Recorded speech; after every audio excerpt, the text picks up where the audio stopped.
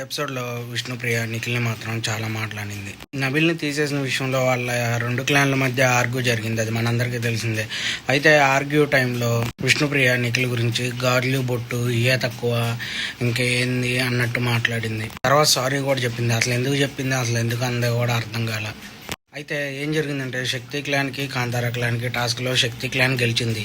ఆ గెలిచినప్పుడు ఎవరో ఒకరిని తీసేయాలి అంటే నబిల్ని తీసేశారు. నబిల్ని ఎందుకు తీసేసావు అని దానిపై గొడవ జరుగుతూనే ఉంది. ప్రోమోలో చూసాం, అదే రియల్గా కూడా జరిగింది.